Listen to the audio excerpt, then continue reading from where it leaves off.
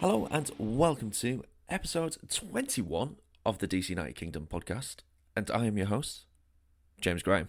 I am alongside a guest today, so I am going to allow my guest to introduce herself. So, guest, introduce yourself. Hi, James. Thanks for having me on the show again. This is Sarah Kallassy, the editor-in-chief over at MLS Female and the DC United beat reporter for MLS Female. So thank you again, James. Great to chat with you. You too, as well. It has been a while, hasn't it? We've not really done a podcast together for probably about 3 or 4 weeks, I think it is now. I know it's been too long, right? Yeah, what have you been up to?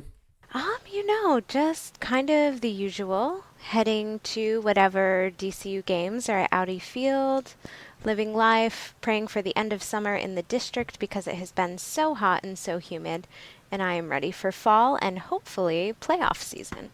Fingers crossed. Well, I don't really need to say fingers crossed. I think we will be fine. I think we just need to get one more win out the last three, and we've clinched ourselves a place in the playoff.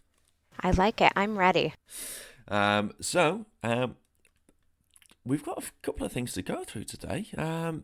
We've got some big news from this week, haven't we? We've got Yamil Assad back for next season. Yay! I'm so excited. I can't wait. Going to start counting days very soon. Yeah, it's fantastic. I'm surprised that he hasn't been able to play some games for Loudon, which I think there was quite a bit of talk about that, wasn't there? There was a lot of talk, and I believe now he's just going to be working on getting his fitness back up. Believe he's going back home to Argentina, so he's ready to kick off the 2020 season. But how great would it be if he were playing out at Loudon? I would definitely be making the drive to go watch. I think there would be quite a few sellouts for the rest of the season if that was to happen, I think. I mean, he would tear that league up, wouldn't Oh he? my goodness, it'd be incredible. It'd be a great kind of elevation too for Loudoun United. Get him alongside some of the guys that he would be with on the first team as well, and kind of just get him back in the swing of things. Oh, it'd be so great. Yeah, it would be. I mean, it's. I think it would be great for USL in general as well, just to have someone of that caliber being able to play in that league. I think when Loudon would play on the road, I think the crowd come out and see that as well. So if that was the case, I mean, it could still happen. I think you never know. Hey, fingers crossed. I'll be there if it does. Yeah, get down to Sagra Field and see what's happening down there with Loudon. I mean, they've not had the best of seasons, have they, in terms of results? No, they haven't had the best of seasons, but I really do believe in what their coach is doing. And I think he has a good plan and he's building that team up quite a bit. So I'm excited to see what they do next season as well. Yeah, it's Ryan Martin who's the He's head coach at the fabulous. moment, isn't it? Oh, yeah, he's Yeah. fabulous. Yeah, I mean, there's some of the plays that I've seen and some of the highlights that I've caught up on, the likes of Buster Mante, some of the goals he's been scoring this season. Oh my God, they're just insane. Very high quality of play. So I think it's a matter of getting them to be a bit more consistent, and we'll see good things. Yeah, absolutely. I think they just need to kind of figure out kind of the best defence, I think, because obviously Pines doesn't play a lot more for them anymore, seeing as he's been really in and around the first team squads for DC United. So it's if they can get a good centre back pairing, I think, and a couple of decent fullbacks, they might do well in the USL. I think they will. And not that we're disappointed at all that Pines is up on the first team because he's just fantastic. So, He has been absolutely awesome. Has speaking of Pines in the first team, I know in the previous game against Portland, Brillant picked up a bit of a wrist injury. I've not seen anything about that, whether he's picked up a knock or anything like that. Have you seen anything about Brillant? I haven't heard anything after that. So, I'm hoping all is well because he's such a key Yeah, player. I really would not like to do without him. no, not at all. That's kind of tied in nicely into a match review of the Portland game. I kind of tweeted out a few times it was brick wall Brillant because he was literally stopping everything in that game. He was absolutely phenomenal. My man of the match for me. Um, how Put it into your own words, how did you find the Portland game for that bit that you managed to catch up on? So, I had a very interesting watch slash listen of the Portland game. I was actually driving back from a weekend out at Shenandoah National Park, and from what I did catch, just unbelievable defending. I mean, we really do have one of the best defense in MLS, and it really showed up. So I was happy to see that, and just you do see the pride that Blount puts into his work. And he knows exactly how many goals they've let in. He knows every single detail. So definitely an expected performance from him, but valued nonetheless.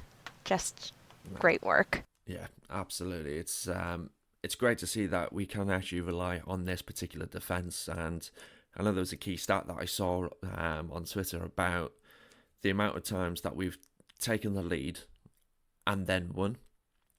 And we've taken the lead now 11 times and we've won 11 times.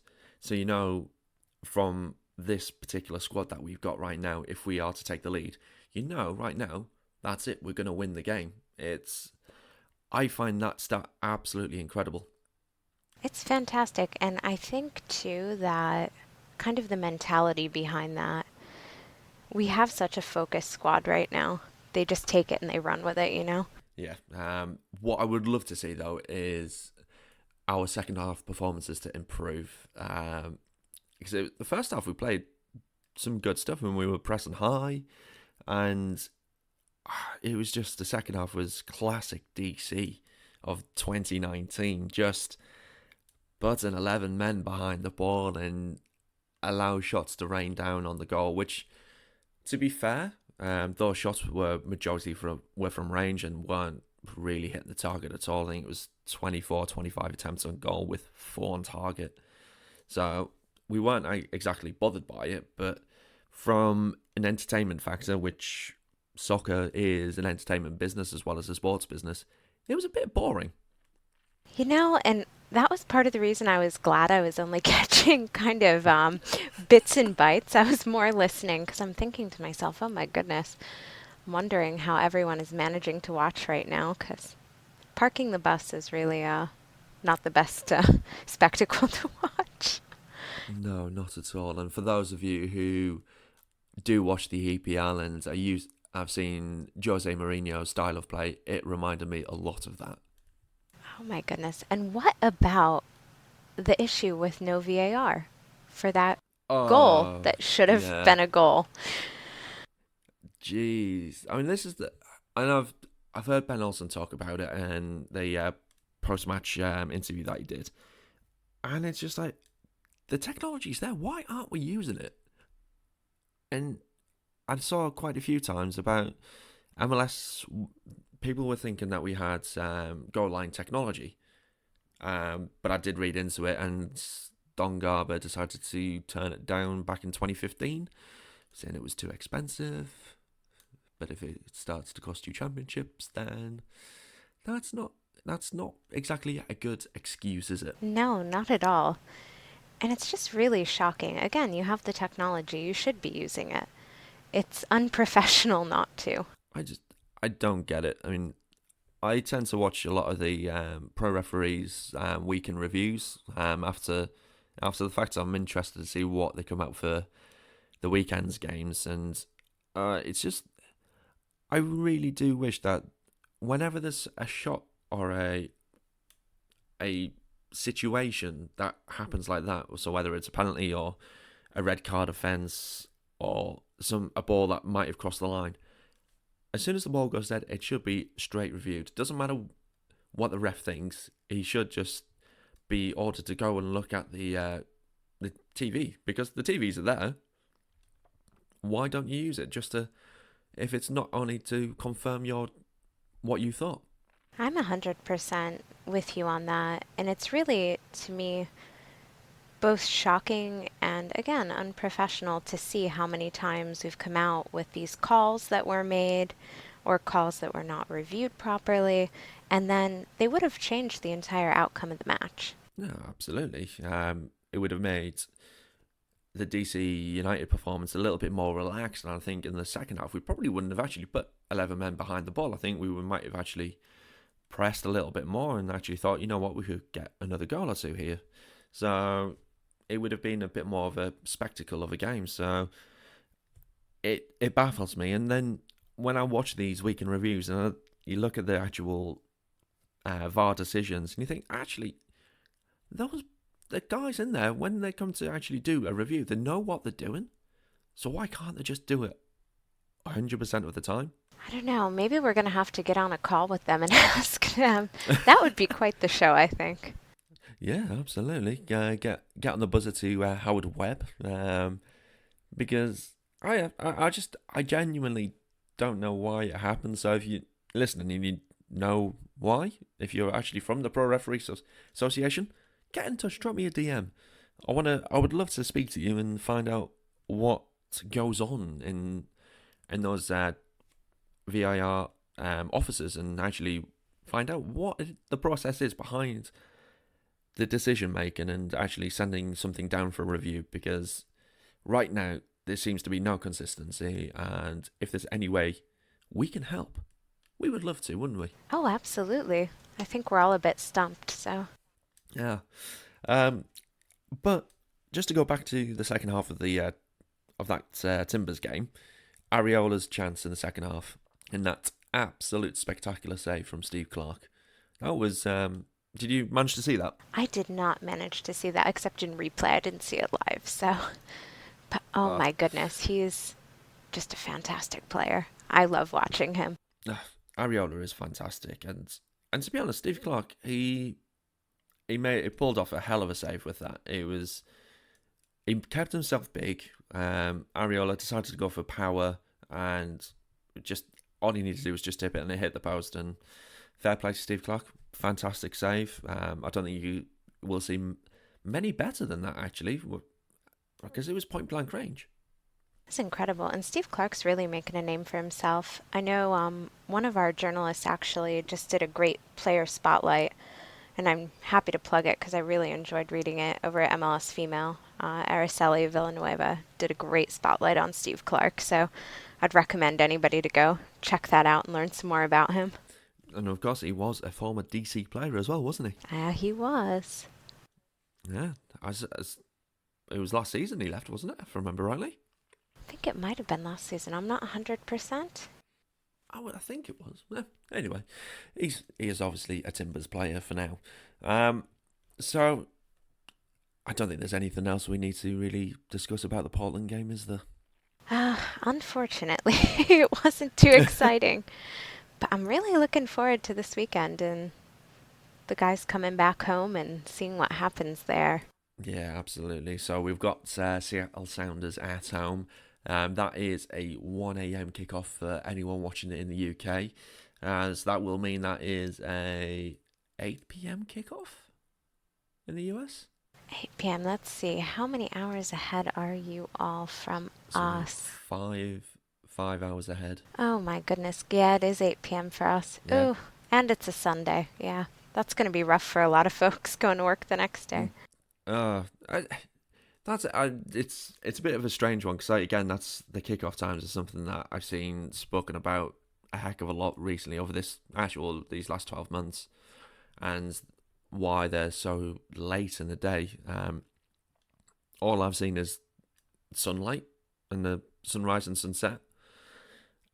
Do you know if there's any other reason why the games are kicking off later than usual for us? For us, I'm not 100%. I've heard kind of some different things ranging from we want the sun to go down, broadcast times, when they can get satellites. I am not sure, but whoever's arranging it, please can we have some earlier kickoffs back? That would be fantastic, especially on the weekend. Be really, really nice. It'd be nice for me as well, so I don't have to stay up late so often. You don't want to stay up half the night, James? Not really, if I can help it. I mean, I'm getting the practice in for when I have a kid.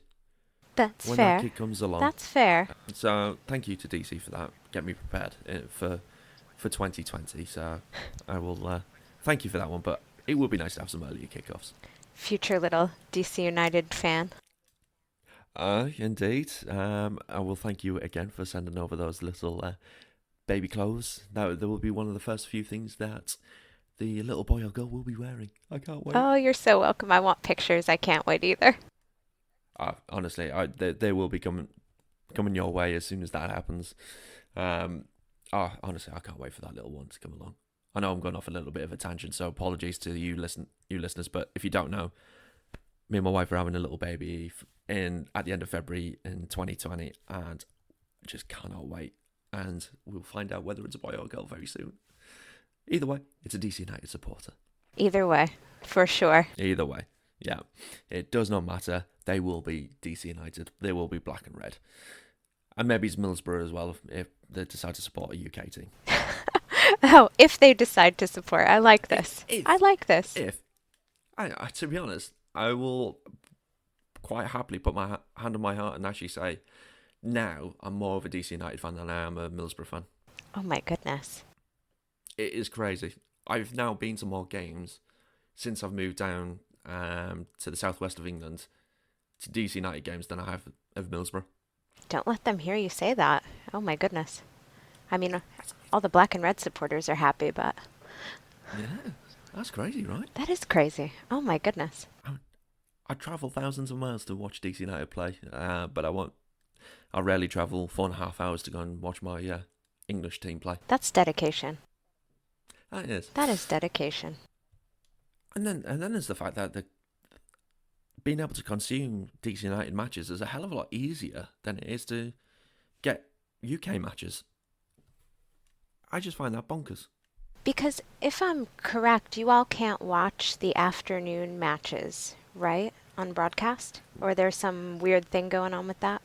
Yeah, so we can't watch 3 p.m. kickoffs over here in the UK because of the way the TV licensing deals are done.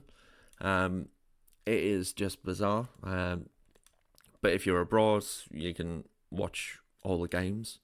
Even in the Championship, you can watch all the Championship games live. A bit like how I can watch all the DC United games live, whichever portal I use to choose. It's bonkers, but now it's getting a little bit better because the highlights are put on YouTube now from Sky Sports for the Premiership. So that's a little bit easier, but then my team is in the Premiership, so I'm still at square one. And it's getting better. It's just we can't watch everything live. I'm just so intrigued by the way broadcast deals work and all of that, because you would think, the local market would be a big focus in getting people to be able to watch matches even if they're not able to attend. Yeah, it's then saying that the US is a hell of a big market to try and get that sorted out. So whilst for us over here, if you think about it, the UK is not it's exactly a big island. So getting a local market doesn't make a huge amount of sense, especially with the population. So you wouldn't get good value for money. So they'll just do it as a national thing. So in a way, everyone's treated the same, and I kind of like that. Whilst over in the US, correct me if I'm wrong, because I've seen a lot of stuff with floor sports, but you've got to be in a certain geographical location to be able to watch a particular match, and that's just like, what?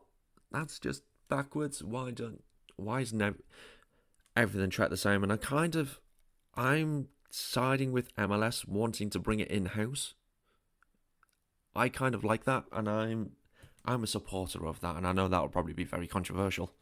I would just like easier access across the league for people to watch matches, because I know right now things are so scattered and so everything's with different broadcasters, or there's different ways of consumption. There are blackouts on matches depending where you are geographically. So it does get a bit difficult. I know I go between Flow Sports, ESPN Plus, and of course I'm at all of our local matches live. But it really gets a bit tricky to kind of figure out where your match is going to be broadcast, how you need to watch it. Yeah. Here's a little idea. Let me know what you think of this. So, you have one channel, one MLS channel. And I don't know whether this would work because I don't know how you guys have your cable and your set-top boxes sorted, but you press one button, go to like a multi-sport, multi-channel channel. So you go to your MLS channel, say that's channel 3 on your set-top box, and you press a red button, and it has a list of all the games that you can watch, and then you just choose the game that you want to watch. Oh, that would be brilliant. Okay, James, make it so. Make it so.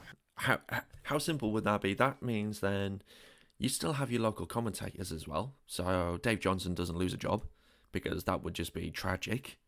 But then everything is in one place. So everyone can consume the content. It's a nationwide thing rather than just being geographical. It just, to me, that makes a lot more sense. If anyone's listening, James has solved our problems. Right there. There you go, 2020. Don Garber, hire me. I'll sort your league out. But only if James can move to DC. He can't be up in New York because we want to hang out with him down here. And obviously the whole family as well. That would be nice. I just don't want to be on my own. Oh, no, of course. No. Anyway, back to Seattle. Now that we've solved everything, all of the problems we've of watching matches. Yeah, we've sorted that out. So now the Seattle game. As I said before we started recording, I took a few sort of notes down. So Seattle, they've got a midweek game, which I think it's tonight that they're playing. Let me just double check on that. Because if I remember right, they're playing FC Dallas. Yes, they are playing. Well, UK time, it's 3:30 in the morning. So I don't know what time that is Seattle time, because that's West Coast. I think that's probably 7:30, 8:30 kickoff. So that's 3 hours, I believe, behind East Coast time. So 3 hours earlier. Oh. So that would be so we're here in the UK, we're 8 hours ahead. So 3.5. That is on a 7:30. It's either 7:30 or 7:30, whichever the one of those two. But they've got that game to come up, and then they've got to travel over to DC. So they've got a bit of a trek in between. Depending on how that game goes later on, it could be a bit. They could be tired, to say the least. They've got massive travel. They're going to be missing a couple of players. They've got Will Bruin out and Jonathan Campbell. They're not exactly their main players, but I know Will Bruin's kind of been a mainstay in their team. Key players I've if I could use my words, I have identified. God, that was bad. I'm not cutting that out. That's staying in. You've got Ladero, you've got Rodriguez, you've got Roldan, and you've got Morris. Those are my key players from the Seattle sides.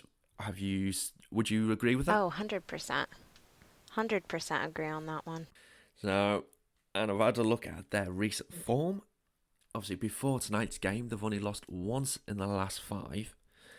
So, they're on decent form. They're currently second in the Western Conference, and that won't change no matter what the result is this evening. But on the road, they've only won 4 times out of 15. That's not a great road record. I'm not complaining. I'm not complaining at all. No, I'm not. No, so I'm glad that we're playing them at home. And to top it off, they've conceded the second highest amount of goals out of the top 7 in the Western Conference. So they're a little bit leaky at the back. So I think we could take some very nice advantage of that, and we'll be home. Yeah. Being home is great. Well rested, hopefully. Yeah, we've had a week. We've had a week to get ourselves back into the rhythm.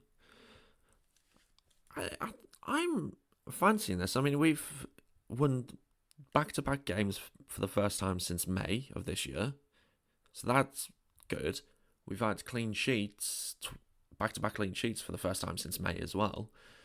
So things are starting to pick up a bit. Granted, the performance against Portland wasn't the best, but it was the kind of performance that we needed away from home. It was that kind of performance where you just grind it out, you take what you can get, and you run back home.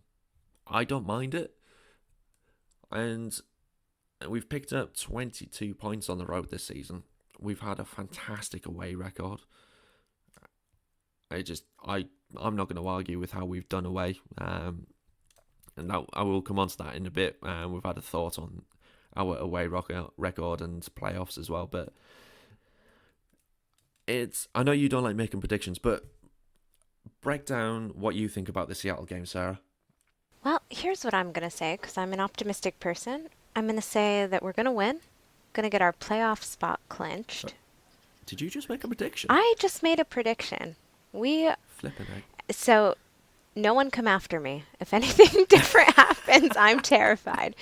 But you know what? I think we're getting into our form a little toward the end of the season. The urgency is there.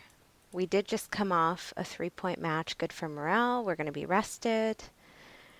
We've got, everyone in good form, good health. Things are looking good. Knock on wood. I'm knocking on wood right here. But no, really, I think things are looking up for us this weekend.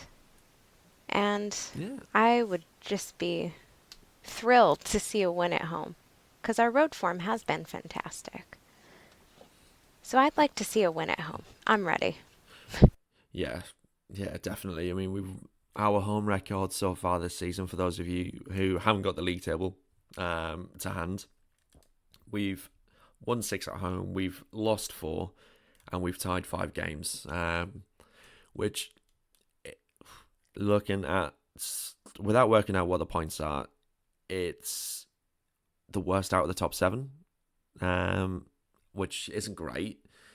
But our away record, which doesn't happen too often in soccer in general, it's usually the home record that sets you through the season. Our away record's been fantastic. Our home form needs to improve, and there's no better way to start that than the next game, because it's always about the next game. You never think about the following game after that. You think about the last game. It's always about the next game, and I'm ready to see some beer showers. Oh, I am too. Y'all might be hearing some whoops of joy from the press box when we win this on Sunday. I'm ready. I like that when we win. Because I'm really sad, every time I have to walk into that locker room or that press conference and everyone is so just downtrodden. So I'm ready. I'm ready for a win. I would love to see you just to be able to go into that locker room, just see everyone smiles on their faces, the players giving each other high fives. If that's what they do in the locker room, I don't know. And just be able to go in there and just have nice, happy conversations rather than speaking to Paul Ariola and him getting frustrated and go, what happened in this game? And when you know exactly what happened in that game, it's just, it would be nice to be able to go and give him a high five from me and say, great performance. I will say this for Paul. He's always one of the last ones sticking around. He's always willing to talk to the journalists, no matter how well or how poorly things have gone. And that to me is just class all the way. Yeah, I genuinely see with the post-match interviews, it's always been awesome because he has to do it. But then it's usually Paul Ariola or Wayne Rooney, or both of them, in fact. Those are the two that I will genuinely see most in the post-match interviews. And that is fantastic because Paul's not even a vice-captain. He's just one of the players who just is always happy to put his say across and the reasons why the game went in that particular way, whether it's good or whether it's bad. It's nice to see that. It's a real mark of his professionalism that he's not afraid to kind of reflect on the performance of the team. He doesn't get, as bogged down. Of course he's emotional. Of course he's having whatever feelings he's having about the match, but he is willing to share. And I just, class all the way. No, absolutely. Absolutely. So you've predicted a win. I'm going to predict a win, mainly because we are at home. I am, throughout this season, I've been Mr. Optimism, no matter what the hell's happened. Unlike some of the things that I see on Twitter, with the Ben Olsen out tweets and all that jazz.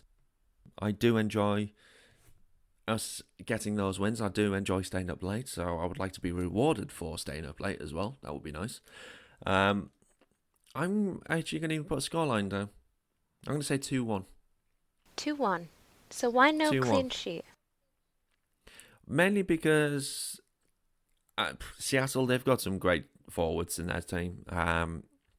They do score a lot of goals. I mean, if we go back to the league there, I mean, they've scored 50 goals throughout the season in 30 games. So they do. I would expect them to get something. I would love to see us keep a clean sheet, but that is my slightly pessimistic head on there. We shall see what happens though, but I do expect us to get a win because they're leaking defence, and it'd be nice for Wayne Rooney to bag a goal or two. Are you happy to go on to the thoughts and questions now, Sarah? Absolutely. Yeah. So, first one is from H.E. Pennypacker, and he is at E_Millionaros on Twitter. He's said a few things to us. First one, and I would like to hear your thoughts on this straight away. VAR is a farce. VAR is a farce. I think Yeah.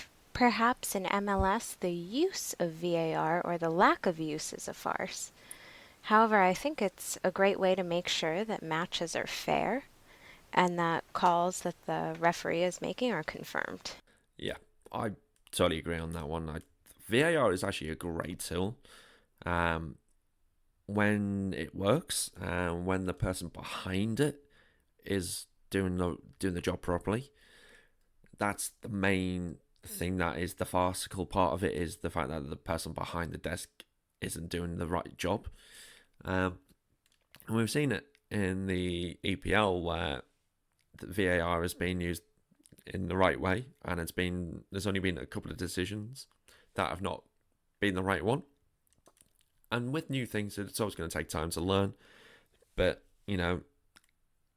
it's a great tool. I just wish MLS had goal line technology as well as VAR, because that would also have helped us with that goal. That wasn't the goal.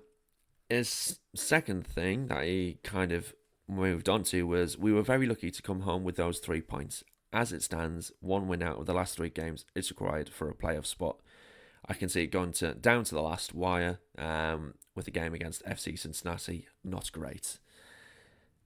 Would you agree with that, Sarah? I'm not sure I 100% understand the rest of the question. Being lucky to come home with the 3 points from Portland, I don't know if we were lucky. I think we played well.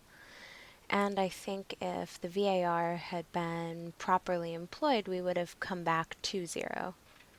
So I don't necessarily think we're lucky in that sense. I mean, of course, an own goal is always, pretty lucky for us. But I think, we played well. And I tend to agree with FC Cincinnati. We'll probably take that win. I don't want to say definitively because you never know. Crazy things have Yeah. happened. But I'd like to see us, pull off that win on Sunday, which I believe we're going to do. And that's a day. Yeah. I would say I can understand where he's coming from with saying that we were lucky. If you look on paper, yes, we were very lucky, but we all know that games aren't played out on paper. When you look at it in more detail and when you actually watch the match, yes, Portland had a lot of possession. They had a lot of shots compared to us, but they only had 4 on target. We had 4 on target as well. So we've got to put that into perspective. We had some great opportunities to get extra goals. Yes, we should have had one more, but we didn't. And that meant we ground out that result, which, again, wasn't pretty watching. It was not great. My nails were right down to the bottom because I was expecting something to happen. But when you've got Hamid, you've got Brillant, you've got Birnbaum, you've got Knaus at right back now. I want to ask you about that in a moment, Sarah. We've got a very good back four, and we've conceded the joint third lowest in MLS this season, and that is just fantastic. Going down to the last match against Cincinnati, I think we'll get it done sooner than that. I think we'll get it done this weekend. Um, I'm very optimistic about it happening this weekend. So, and it also depends on the other results as well. Because I think if the Red Bull, is it the Red Bulls that we've got? Um, so on the outside of the playoffs, you've got Impact and Chicago Fire, the only two teams that can catch up with us in terms of getting that playoff spot. So that Chicago got MC Cincinnati, so I'd expect them to win that one. Montreal, who've been doing absolutely incredibly poor recently. They've been awful, haven't they? They've been having a quite the rough time. Oh, I mean, who did they lose to in the last game? Because they were at. Yeah, they lost to FC Cincinnati in the last game. It's been a bit abhorrent for Montreal. You know it's going bad when you're getting beat by Cincinnati. And you're unable to score against FC Cincinnati. When they've conceded 72 goals this season and you blank against FC Cincinnati, you know it's going wrong. That's a moment where you really need to step back and reassess what's going on. Yeah. I mean, it kind of shows their change in head coach might not have been the right thing to do. Because they took on the Dynamo's former coach. Yeah. And, well, we beat them 3-0. They've just been beaten by Cincinnati 1-0 at home as well. That doesn't bode well. There's something on the pitch. And they've got Bojan as well. The former Barcelona whiz kid. It's kind of like, I don't know what's going on over there. It is a bit strange, to say the least. So yes, Chicago, they've got Cincinnati, which they're away as well to Cincinnati. So that could be interesting. Cincinnati, they've picked up a couple of wins recently. And, well, Montreal, I don't expect them to get a win, to be honest. They've got Toronto at 12:30 UK time this evening. And that will be 7:30 your time. Will you stay up to watch? No. No, not interested. No. I'm dedicated to DC intensity only. I can't be bothered to watch that one. When I said earlier about Cincinnati getting a couple of wins recently, they had that one against Montreal. And then the time before that was against Chicago. Oh, so they beat Chicago already this season. Oh, that could be a cheeky 6 pointer for them. It's going to definitely be interesting. It'd be kind of funny if Cincinnati pulled out a coup at the end of the season and just said, you know what, we're at least going to go out swinging. Well, that's it, isn't it? They can't do much this. Well, they can't do anything this season now. So why not? Why not just play with a bit of freedom? I mean, they've got 4 games left. The highest they're going to finish in the Eastern Conference is bottom. So they can't exactly do anything there. The only thing they could do is finish second bottom in the entirety of MLS. And that's only if Vancouver lose their next 3 games and Cincinnati win their next 4 games. Stranger things have happened. Well, true. But then this is FC Cincinnati. Anyway, moving on to the next one, because I could carry on talking about that for another hour, and I'm aware that people don't want to listen to me rambling on about the league table for an hour. Laura, she is one who comes in quite often, so thank you, Laura. Came in from a new angle, from Instagram this time rather than Twitter. Thoughts on whether an away playoff match would be better given our current home-away record? Ooh. What do you reckon, Sarah? I like that. I really like that. You know, this one I couldn't speculate on. Because again, it's where if you look at what's on paper and you look at the results of the season, perhaps. If you look at something in terms of rest or distance, maybe not. Yeah. So, if the playoffs were to start today, this is how it would go. So, in the Eastern Conference, NYCFC would be the team that will get the bye into the next round. In the Western Conference, that would be LAFC. I mean, that goes without saying because they've just been absolutely fantastic all season. In the round one matches in the Western Conference, I'm doing this on purpose. You have Seattle versus Portland, Minnesota versus San Jose, and RSL versus the Galaxy. Because somehow the Galaxy won 7-2. Or was it 7-1? They scored 7 goals against was it San Jose that they scored 7 against? It was just absolutely insane seeing that score line. Yeah, that was unbelievable. So that's the Western Conference. Eastern Conference wise, you'd be getting Philadelphia would be playing New England. You would have Atlanta playing the Red Bulls, and then you'd have Toronto playing DC United. Ooh. And now, do you remember what happened the last time we were in Toronto? Oof. Bill Hamid broke records.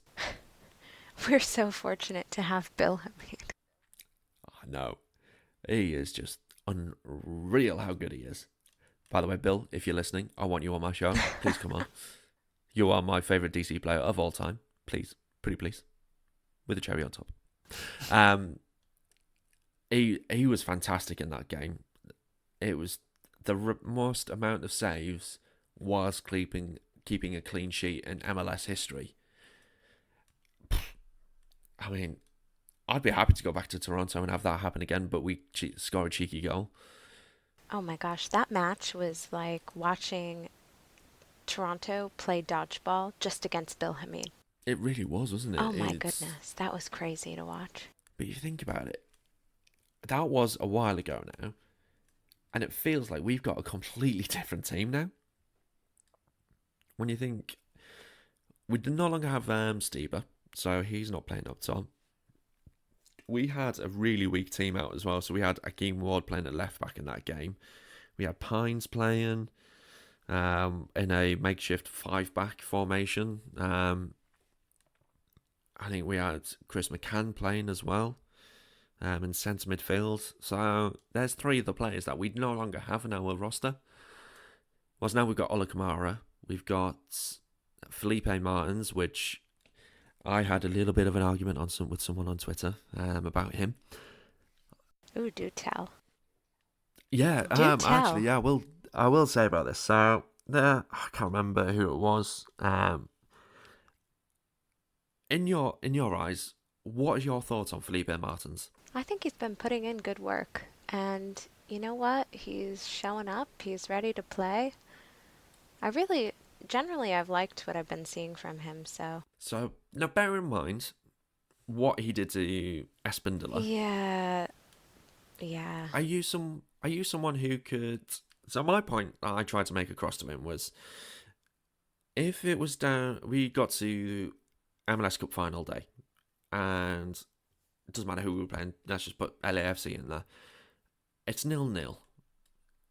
It's coming up to added time, and up pops Felipe Martins and scores the winner. Would you forgive him? And he was just like, but always gone on about what he did in the past, and I'm like, I don't care what he did in the past. He's a black and red player now. Mm-hmm. If he scores a winner to get, or a hat trick or whatever, to get us that MLS Cup, I don't care what he did in the past. He is now a hero for DC United. I mean, if it comes down to we're playing the Red Bulls in the playoffs, in one of the playoff rounds, and he scores against them, and that helps us win that game, will it be forgiven for what he did to Espindola? You can never totally forgive what he did, because that was horrific and that was just shocking. But to me, that will put that to bed, and I would just say, forget the past. You're here now. Let's support you. I'm with you on this one. Yes, it happened. Yes, it was completely and totally, as you said, horrific. It was awful. But we do need to move forward. He is a good player on the field. Yeah, he's been fantastic, and I've enjoyed watching him. He's got a great set piece on him. Oh my goodness. He controls that central midfield so well, alongside Moreno. It's helps the fact that you've got Knaus being fantastic at right back now, and he's really taken to the side, and I'm enjoying what I'm seeing, and I know there's a lot of haters on Felipe Martins. And there was an interview, I can't remember whether it was on Pitch Pass or somewhere else, but you hear him talk, and you're like, he's a gentleman. He's a proper gentleman, and he knows what he's done, and he realises that. But everyone deserves a second chance. And I think people do grow and they do change and they mature. Yeah, And so he does deserve a chance, and he is trying to earn his chance. He's not expecting it right off the bat, yeah. which I I appreciate. think, and I think he genuinely knows that he knows he has to work harder than pretty much anyone in the club right now to earn that chance and earn the respect of the fans because of what happened in the past. And he's putting in the effort. So I'd say, you know what? Give the guy the benefit of the doubt for right now. Let him put in good Yeah, work and let his play speak for itself. yeah. Um, I'm just going to try and reel it back into Laura's point because we've kind of gone off on a tangent yet again in this episode. I might name it the episode with the tangents because it's happened a few times now. It's I'd be happy if we've got. I wouldn't be disappointed. I would prefer to have a home game in the playoffs, but given our record away from home, I'd be happy to play away. It's not gonna disappoint me too much. I think we could do an absolute fine job being away. You know, I am inclined to say whichever match we can win, and whichever match we win, I'm perfectly happy with. I the only one, the only team I would say I would like to avoid in the playoff right now is the Union, Hmm. just because our recent record against them has been. Dismal. Um, I was trying to think of a family-friendly word, but I'm struggling. Um, yeah, I can't say what I'm thinking right now because I don't want to put explicit content on this episode. But it's just been poor. So, but you've got New England. I'd be surprised if we ended up playing them. But if we ended up playing them, not a problem with that. Atlanta, we seem to do all right against them.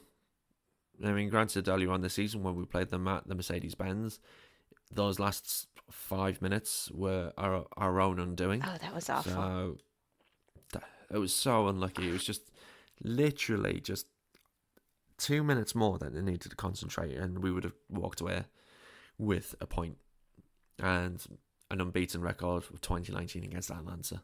But hey, it wasn't meant to be. Red Bulls, I mean, who doesn't like playing the Red Bulls? It's a great derby game. Or what you call them, rivalry games. Toronto, again, I wouldn't be too disappointed in that either. I think we could get a win against them not fairly easily, but I think we could get a win against them. I want to ask you, it's not a listener thought or question, but it's a question from me, Sarah. All right. What have your thoughts been on Russell Knaus playing at right back in the last 2 games? I'm a big Russell Knaus fan. I think he's fantastic. I'm glad he's back and he's not injured, and I think he's rather good there. So I've got no issues. Mm-hmm. I mean, I'm down for whatever works, to be honest. And if it's something a little bit different that we're going to try, and if it works, and if he's fitting in well there, you know what?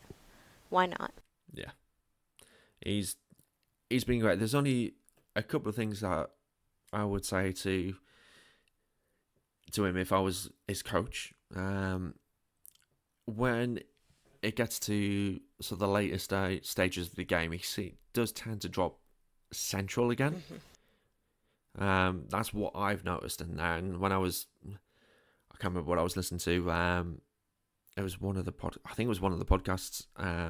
Actually, no, I can't believe I'm going to say this, but agreeing with Michael Cohen. And he was talking about how Knaus actually drops quite central, and that'll just be from when he's been playing in the midfield.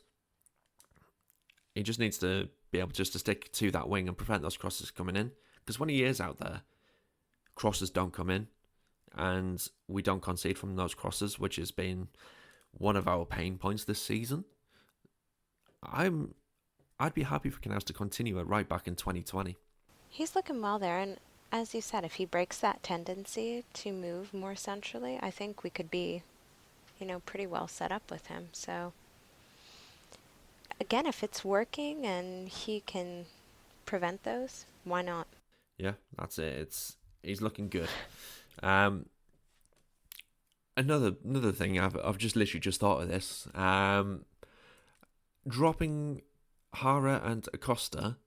Do you agree with the kind of the going thoughts across the Twitterscape that it's to do with the fact that, well, Acosta's contract expiring at the end of the season, Hara's loan deal's ending at the end of the season. Are we preparing ourselves for a 2020 season without them? That's what it looks like. And I do suppose it makes sense because you want to kind of get the guys going with the team that will be there. Mm-hmm. However, they are both fantastic players, and if we do have them, I think we should use them to our advantage while we still have them, especially moving into a playoff scenario. So I can understand some experimentation, but I don't think we should just kind of disregard that we have them still. Yeah, no, that's fair. Because so far, Costa's done all right coming on off the bench. I think he's, especially the game against Timbers, him, Ariola, and Ameriquel. I'm struggling with my words tonight. Quincy, yes, that'll do. The great Quincy Ameriquel. He's in your head, James. He's in your head. He is in my head. He has been in my head. I love him to bits. He's a great guy. He needs a contract for next year, doesn't he? Oh my goodness. I'm sitting on the edge of my seat waiting, like, is he staying? Is he going? If he does stay, can we use him better? Yeah. Quincy, again, if you're listening, I think you actually might do because, you're an absolute legend of a guy. We want you back. We want you back for 2020. I don't want this to be the end of our relationship. I want you back on my podcast yet again, as well as Bill and Meets. I want you both on. What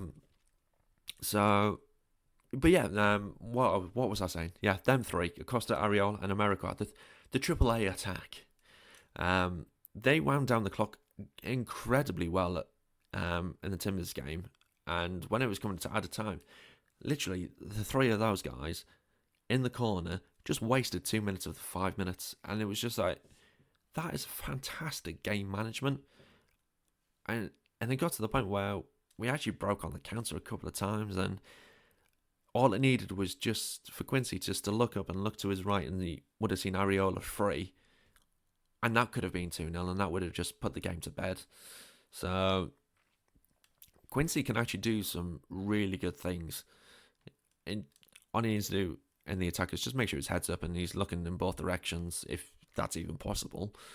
But I would love to see him back for 2020. He's just that impact player that we need. And Acosta, I still do want to see him play for us. I just hope his head's in the right place for whatever happens at the end of this year. This I hope so too. I mean, he's had a really rough go of it from the beginning of the season with kind of upheaval as to, where he's going to be and if he's going to get signed here, signed there. It's a lot for a player to deal with and still keep their head kind of on the game and straight. Yeah, absolutely. Having that failed transfer at the beginning of the season, it's absolutely awful, especially when it was such a big transfer as it was going to be to PSG. Yeah, it is a shame that it didn't come off for him. From a personal point of view, he would have been an absolute life changer for him and his family. But it says a lot about the person when he's not being able to put that behind him. Because what he should have been focusing on is not only playing well for DC United, but playing well for himself if he's looking to leave the club. Because right now, the way he's played in 2019 has made his value drop dramatically, and the amount of clubs that are going to be in for him is going to be a hell of a lot less than it was at the start of 2019. That's 100%. And he is a fantastic player. That's the thing. And he is a difference maker on the pitch. So it's really sad to have seen that happen. Yeah. And also, wouldn't mind having him in the squad for Football Manager 2020. That would be quite nice. Because I know when that game comes out in November, I will still be playing it. I love it. I will be using DC United. It's going to be odd having Wayne Rooney leave at the end of the 2019 season. That's going to be strange. But, it is what it is, and we'll see what happens. I'm still sad about that. We're going to miss him. No, he's happy for him, but sad for us. Yeah, I think we'll miss him on the pitch slightly. I don't think we'll miss him too much, in all honesty. I think we've come on leaps and bounds in the attack, and the fact that we've got Kamara in, who's taken to the Black and Reds very, very quickly. It was a shame that he wasn't able to be in any part of the game at the weekend. I hope I think it was his hamstring. I hope it's all right for him this weekend. Because from I think it was Ken was saying, he was due to start the game ahead of Wayne Rooney. Mm-hmm. That's interesting because Wayne Rooney's fit. Yes. And to have Kamara start ahead of him, I mean, it says a lot. And I'm wondering too if that's a bit of the team preparing for a future without Wayne too, because we do know he's going. But again, I'm very much of use all the tools that you have while you still have them, and we have good assets in Wayne, in Acosta, in Hara. So it is what it is. I think we're almost at the end of this season now, and we've still got the playoffs, but 2020 so far it's looking quite decent for our attack, with the likes of Yamil Assad coming back. I'm so happy. That is absolutely awesome. I mean, we've banged on about it for so long. I don't know. I would love to know the ins and outs of that particular transfer and what took such a long time to get it over the line. But I'm just glad it's over the line now. Assad, Areola, Kamara as your front three. That's a hell of a front three. No complaints there. No complaints. And how many tweets have we put out about bring back Assad, and how many times have we mentioned it? Yeah. How many times has Yamila liked it as well? I know. I'm like, man, every time you like this, you're sending me into a frenzy before this has been inked. Kind of wondering, But it was all with good intentions, wasn't it, in the end? I think there are quite a few folks that have to go buy his jersey now. They've promised. Yeah, Ken in particular. Oh yeah, Ken. We need to hold him to that. Yeah, definitely need to see that. I wonder what number he'll go with, actually. Whether he'll go the same one as he did when he was here last. Was it 22? Yeah, he was 22, so I'm curious. Maybe he'll pick that back up. Yeah. Here's that one. I'm going to give you one last question. If you were a soccer player, Sarah, you were a DC United player, what number would you be? Ooh, this is a good one. Well, I don't know. Quincy's got my number, 25. I've always played 25. All throughout school when I used to play. Yeah. So, yeah, I'd be 25, but I guess I'd have to change now since we can't take that from him. So. But why 25? Bit of a lucky number for me. It's my birthday, actually. Fair enough. And my dad's birthday, my great aunt's, we all have the same date for our birthday. So, always been a bit of a good number. That's nice and sweet. That.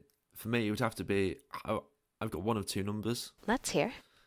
Yeah. So the number that I usually get on the back of my shirt, if I get my name on the back of the shirt, that is number 99. Ooh. And that is, this is going back, and I've never actually said the reason why I've always had 99. Because I've always just said it's a number that I've liked having on the shirt. So back in the day, there was a goalkeeper named Vitor Bayer. He used to play for Barcelona. and FC Porto, if I remember rightly. And he was a goalkeeper, and his number was 99, and he was someone, and this has gone back to, again, a lot of the things that I tend to like and stuff goes back to gaming.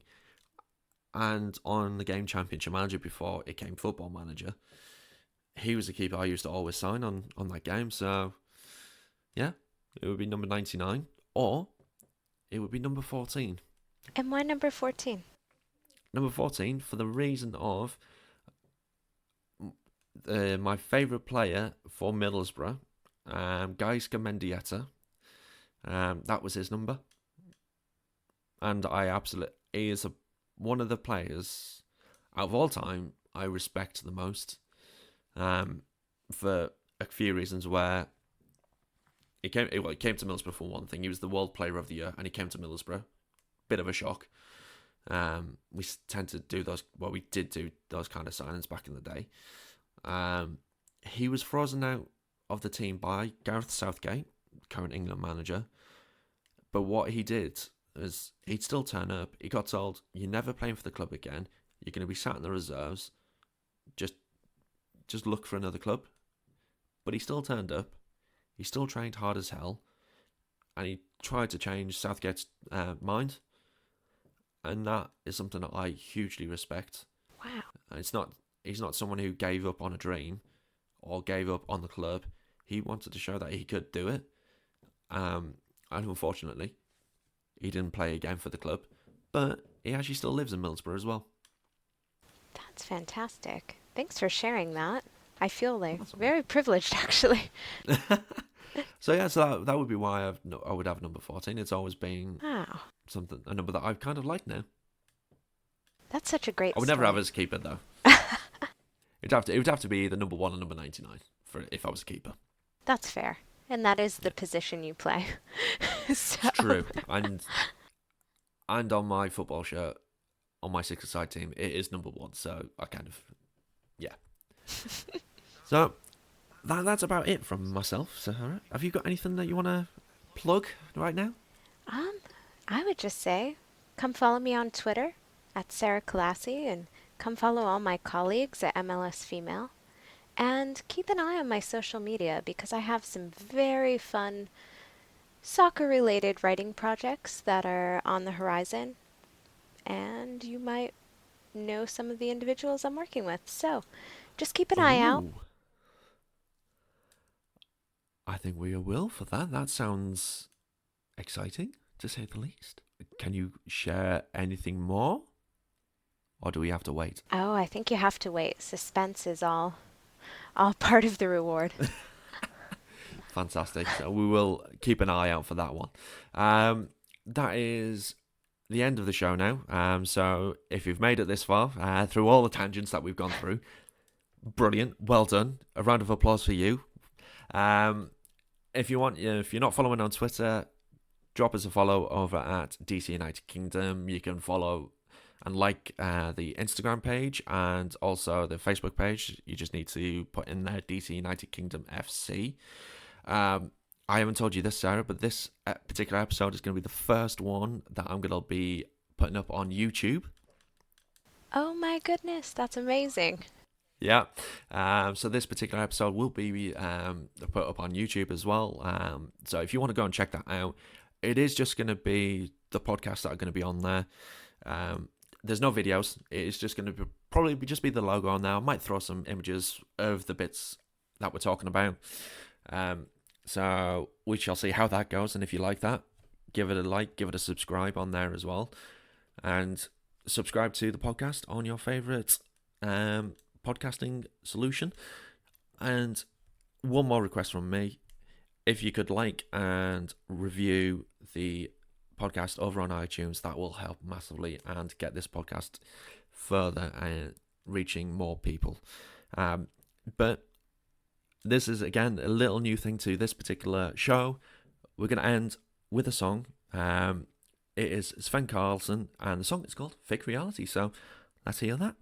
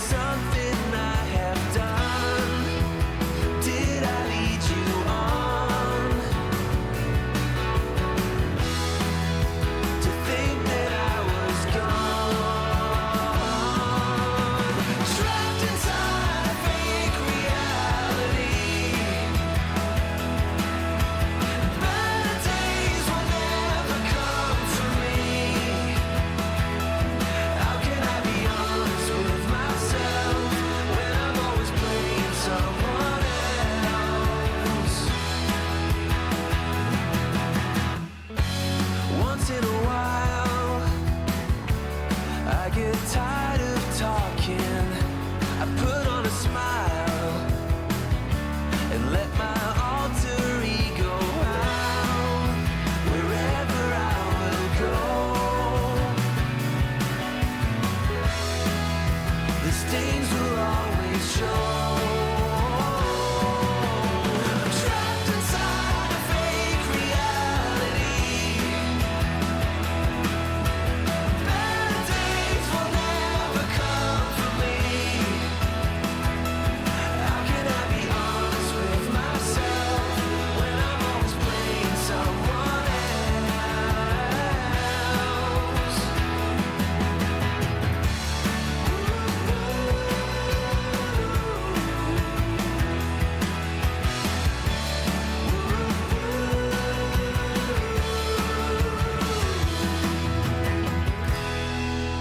I'm trapped inside a fake reality. Better days will never come for me.